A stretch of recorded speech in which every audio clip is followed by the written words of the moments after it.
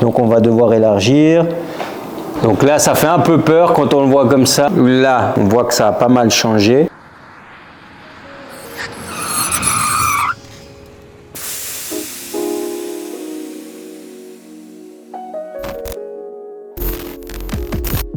Les amis, bonjour et bienvenue dans l'épisode 54 d'une semaine chez Bellecroix Cars. Dans cet épisode entièrement dédié au projet Golf 5 R32. On va tout vous montrer en détail, comment on fait, les procédures. Comme ça, vous pourrez reproduire ce travail à la maison, si vous avez le courage de vous lancer là-dedans, parce que c'est un sacré chantier. Du coup, je vous réexplique, pour ceux qui n'ont pas vu l'épisode précédent. Donc, Golf 5 R32, 3 portes. Elle est chez nous pour un élargissement de l'arrière et un élargissement conséquent. Donc la voiture elle est montée sur suspension pneumatique. Donc la voiture elle est équipée de vrais center lock et pas de center look. Frein céramique, même chose à l'avant, céramique 400 mm avec étrier 6 pistons, center look, Porsche OZ de GT3 RS. Donc gros projet, puis je vais quand même vous montrer ce qu'il y a là dans le ventre. Donc c'est un R32 équipé d'un turbo précision avec tout ce qui va bien, gestion programmable, etc., pour un score d'environ 700 chevaux. Donc l'idée est simple, on doit réussir à poser la voiture à zéro, donc poser au sol et que les pneus ne viennent pas toucher dans les ailes. Donc on va devoir élargir à peu près jusqu'ici, donc environ 7 cm, 6 cm et demi, 7 cm. Dans cet épisode, on va tout vous filmer en détail, vous montrer les différentes étapes, comment nous on procède, comment nous on a l'habitude de faire. Après ça c'est notre technique. Peut-être il y a d'autres techniques, mais en tout cas voilà, nous on va nous montrer notre manière de faire et on va vous expliquer comment nous on procède quand on a ce type de travaux. Là ce qu'on va faire c'est que on va attaquer le démontage du véhicule et puis à chaque fois qu'il y a quelque chose d'intéressant, je couperai le timelapse, je vous expliquerai et puis on avancera comme ça au fur et à mesure de la vidéo et puis je vous expliquerai au fur et à mesure aussi ce qu'on doit faire. D'accord? On se reprend tout de suite pour le timelapse.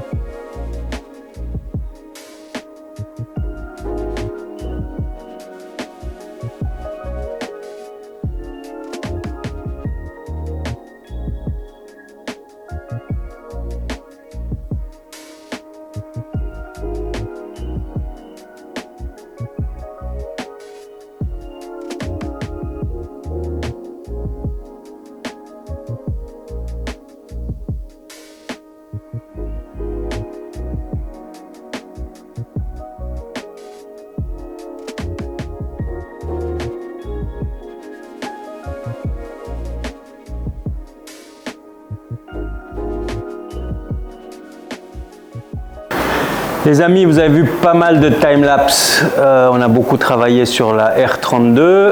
Du coup, où est-ce que nous en sommes? Je vous explique, qu'est-ce qu'on a fait? Donc on a taillé l'aile d'origine, ça vous l'avez vu en time-lapse normalement. Bon, il y a la caméra qui avait plus de batterie, donc je sais pas jusqu'où a été le time-lapse, mais enfin bref, on a taillé l'arche d'aile. Là, la voiture, elle est au sol, sur un sol plat. Suspension pneumatique au plus bas, et donc voilà, on sait jusqu'où on doit aller. Donc là on a mesuré, et entre le point, parce que le client il veut que l'arrière soit exactement comme l'avant. Je vais vous montrer de l'autre côté, ça sera plus parlant, qu'on ait exactement le même visuel à l'avant qu'à l'arrière. Donc si je me mets là à la hauteur,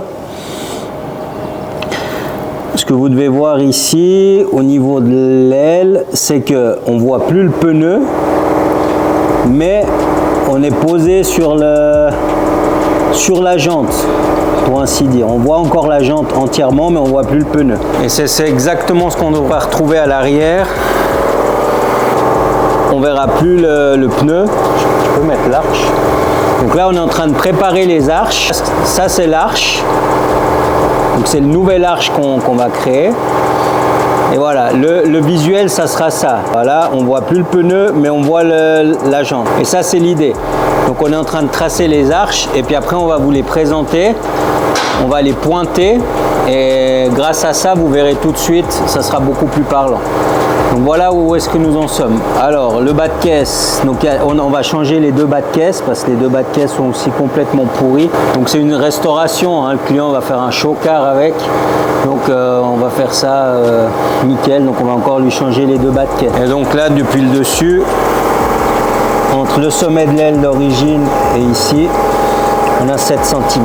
Donc je vous reprends dès que les arches sont prêtes, dès qu'on les présente, on vous explique.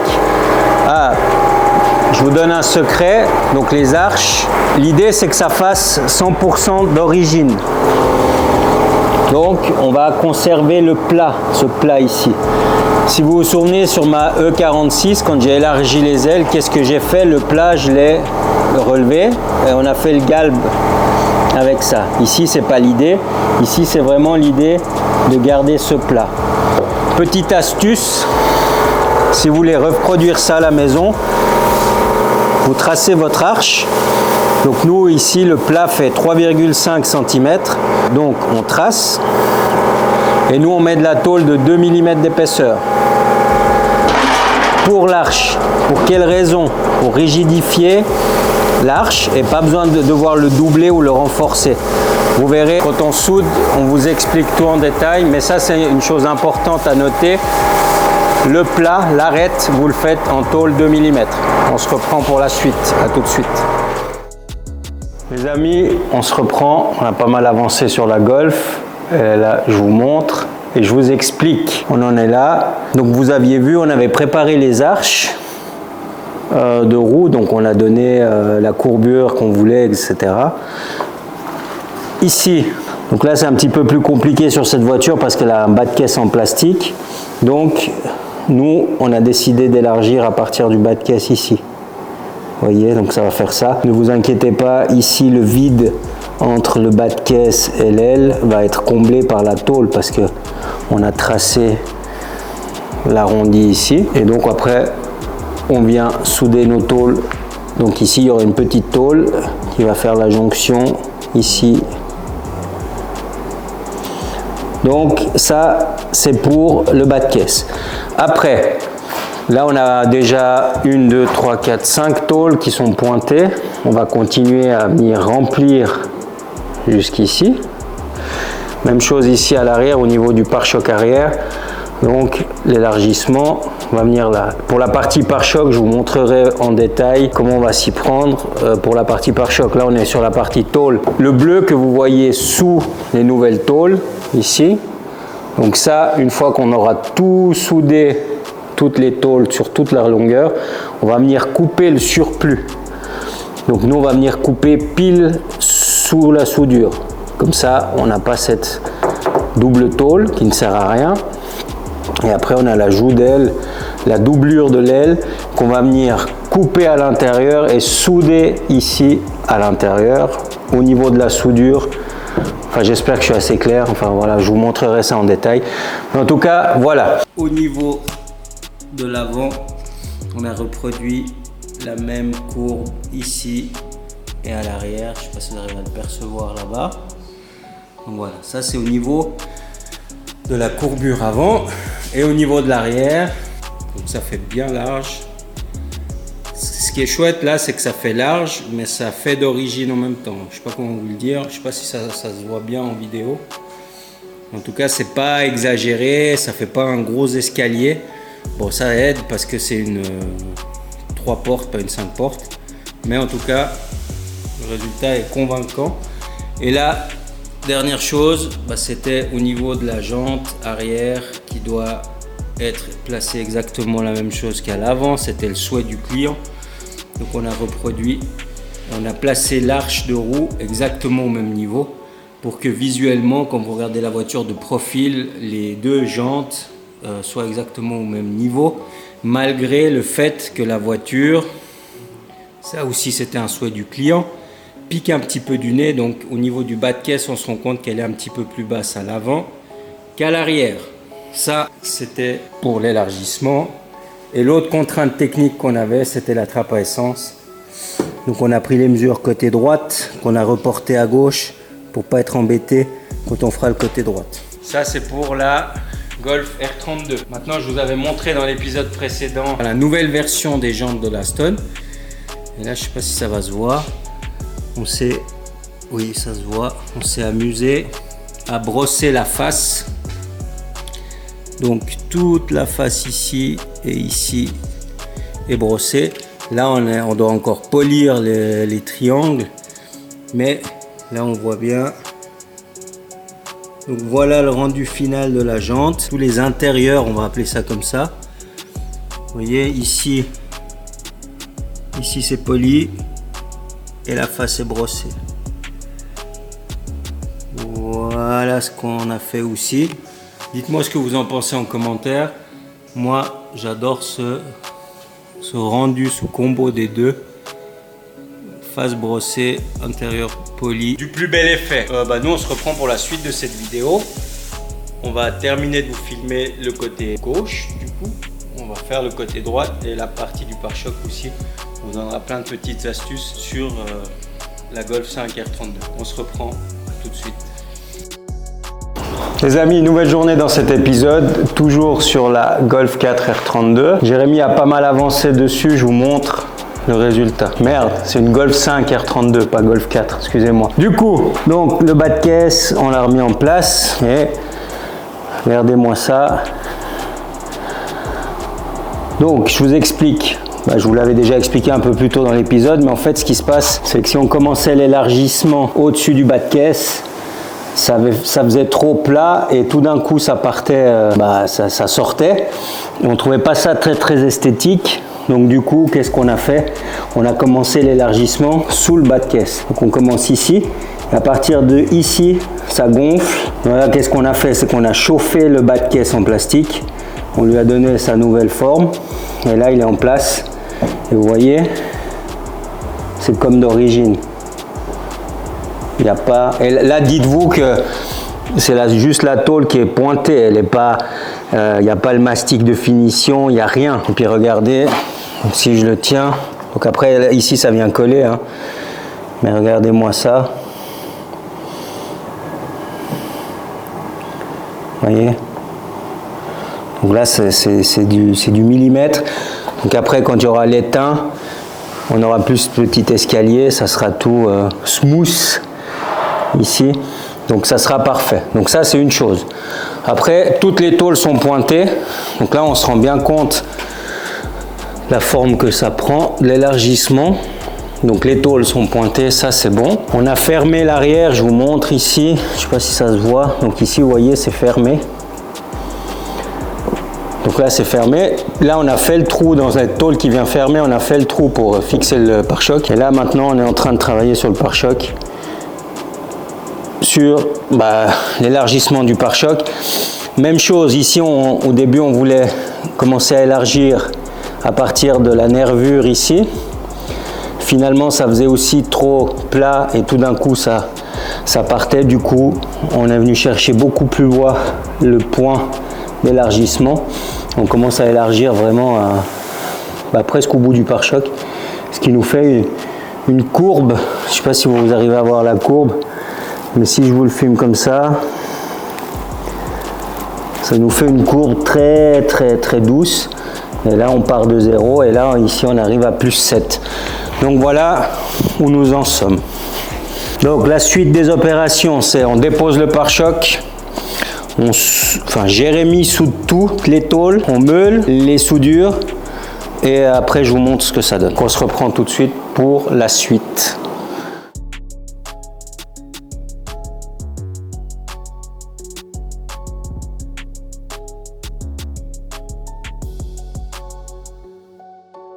Les amis, fin de journée, on se reprend, je vous explique où nous en sommes sur la Golf 5 R32.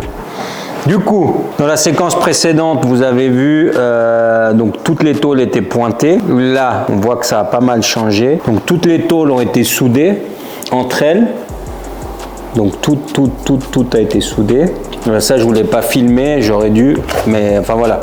Je vous le filmerai de l'autre côté éventuellement. Donc ça a été soudé partout. On a meulé toutes les soudures. Enfin, Jérémy a meulé toutes les soudures. Et puis, je vous ai mis des petites prises de vue quand il était en train de travailler avec le marteau et le tas. Donc, il a tout replané les soudures. Parce que vous vous doutez bien qu'avec autant de soudures, ça travaille énormément. D'ailleurs, on voit, hein, il y a encore un peu de travail de tôlerie, de marteau et de tas. Mais on tient le bon bout, la forme est cohérente, la courbe est pas mal tout le long. Donc vous voyez, on est pas mal. Donc ce matin, je vous avais montré au niveau de la fixation du bas de caisse. Donc vous voyez, c'est ici, on est parti. On a commencé à élargir depuis ici et non depuis le bas de caisse qui est à peu près 8 cm plus haut. Et la moulure, donc on a la moulure qui vient ici et on voit que l'élargissement débute après la moulure. Donc comme ça, il n'y a pas besoin de modifier la moulure parce que c'était un souhait du client. C'était vraiment de garder les moulures d'origine et il voulait que ça fasse le plus d'origine possible sur la voiture. Donc voilà ce que ça donne avec les ailes avant en fibre et l'aile arrière, on va dire terminée à 65% plus ou moins. À l'arrière ici, je vous montre, je ne pouvais pas le montrer ce matin. Donc on a fermé ici. On a fait le petit trou ici pour la vis du pare-choc. Et vous voyez, on a donné la forme pour éviter que ça vienne toucher le pneu tout simplement. Donc là, la voiture, elle est posée au sol, elle est à 0. Et on a encore là un doigt au niveau de l'arrière ici, donc ça ne touchera pas. Donc voilà, tout est meulé. Prochaine étape, c'est la partie intérieure. Donc c'est la doublure. On a déjà commencé à travailler dessus. Je vous montrerai plus en détail ce qu'on va faire parce que là on a 3 tôles. On a ce qu'on appelle la joue d'aile, c'est la partie intérieure de l'aile. On a l'ancien morceau de l'aile qui est bleu, qui est encore là, et on a la nouvelle aile qu'on a créée en tôle. Donc on se retrouve avec 3 tôles, ce qui n'est pas bon. On doit conserver 2 tôles pour éviter qu'il y ait de l'eau qui stagne au niveau des tôles et que ça crée de l'humidité et que ça pourrisse au fil du temps. Donc l'idée c'est ça, mais ça je vous le montrerai en détail. On est encore en train de réfléchir à comment on va le faire exactement, mais on ne s'inquiète pas, c'est des détails, mais on va trouver la solution. Et puis là, la prochaine étape, c'est pas le plus simple, c'est reproduire exactement la même chose de l'autre côté. Parce qu'un côté, c'est facile, mais quand il faut faire l'autre à l'identique, c'est beaucoup de prise de tête, de calcul, etc. Moi, je vous reprends pour la suite. Je pense qu'on attaquera l'autre côté. Puis comme ça, on pourra vous montrer vraiment en détail, parce que je crois qu'on ne l'a pas fait. Quand on place l'arche, etc., tous les détails. Comme ça, vous voyez comment nous, on travaille. Donc moi, je vous reprends pour la suite de cette vidéo. À tout de suite, les amis. Les amis, on se reprend pour la fin de cet épisode. Là, j'ai regardé, ça fait déjà plus de 3 heures de rush qu'on a, donc on va pas pouvoir tout faire en un épisode. Pour ne rien louper, abonnez-vous. Là, je vous montre où est-ce que nous en sommes sur la Golf 5R32. Donc, une grande partie de cet épisode est dédiée à la 5R32. Donc, bon, vous aviez vu au niveau tôlerie ce qui avait été fait. De l'autre côté, donc ça, on en est au même stade des deux côtés. Et là, on se rend compte. Donc là, c'est le pare-choc d'origine. Là, on se rend compte de l'élargissement. Hein. Donc, c'est la partie qui a été rajoutée. Donc ça, c'est le côté droite. Et là, on voit qu'à gauche, le pare-choc, il a sa forme quasiment définitive. Donc, bien évidemment, il faut que tout soit soudé. Mais on va dire que la ligne... si on regarde comme ça, la ligne du feu ici, on est bien.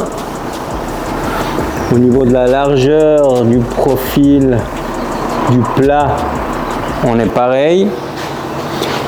Et l'arche de roue, si on le regarde comme ça, j'essaie de vous placer. Si on regarde comme ça, on est parfait. Il n'y a pas de bizarrerie ici. Donc c'est harmonieux, ça part de là, ça fait le tour et ça redescend ici. Dans le prochain épisode, je vous montrerai la voiture sur ses roues des deux côtés. Mais voilà, voilà le résultat auquel on doit arriver. Donc vous voyez, on a bien fait d'ouvrir à partir d'ici. Parce qu'au début, on avait ouvert que à partir de là et ça faisait trop plat. Et tout d'un coup, comme ça, et là on a une ligne qui est harmonieuse et pas trop brute. Il y a encore bien évidemment de la soudure, du rajout de matière, de l'ajustement. Là on voit que ça doit pivoter un peu comme ça. Vous voyez. Mais voilà, c'est pour vous donner une idée du résultat final. Et puis au niveau de l'intérieur, voilà, vous vous posiez la question. Donc pour reconstruire le passage de roue ici, donc ça c'est l'aile d'origine. Ça c'est ce que nous on a rajouté. Donc c'est la tôle qu'on a rajoutée. Et là ce qu'on vient faire, c'est qu'on vient replier. Donc ça c'est le passage de roue d'origine, l'aile d'origine. Vous doutez bien que on a élargi tellement qu'il va nous manquer. Donc là ce qu'on vient faire, c'est qu'on vient rabattre les deux. Après on vient les couper bord à bord et après on vient les souder. Et après, bien évidemment, joint, traitement, goudron, etc. Donc, ça sera parfait. De l'autre côté, je vous montre. Voilà. Donc là, ça fait un peu peur quand on le voit comme ça, mais vous inquiétez pas, je vous montrerai une fois fini. Ça sera parfait. Et comme ça, l'avantage de ça, c'est qu'on gagne énormément de place au niveau de la roue. Hein. Et puis, on n'a pas deux tôles avec des risques d'infiltration d'eau ou d'humidité entre les deux tôles. Donc voilà. Voilà l'idée des passages de roue. Donc ça, on les reconstruit aussi. Après traitement intérieur-extérieur, ça sera comme d'origine. Vous n'y verrez plus rien. Donc, voilà ce que je voulais vous montrer sur cette Golf. Mettez-moi en commentaire si l'épisode vous a plu, si vous avez trouvé ça intéressant ou si c'était chiant et long et que ça vous a pas plu. On en fera plus comme ça, des épisodes dédiés à un seul véhicule. Je pense que c'est plus simple. Moi, comme toutes les semaines, il me reste à vous demander de vous abonner, de commenter, de liker et de partager cette vidéo. Et puis moi, je vous fais de gros bisous, portez-vous bien et à la semaine prochaine. Ciao les amis.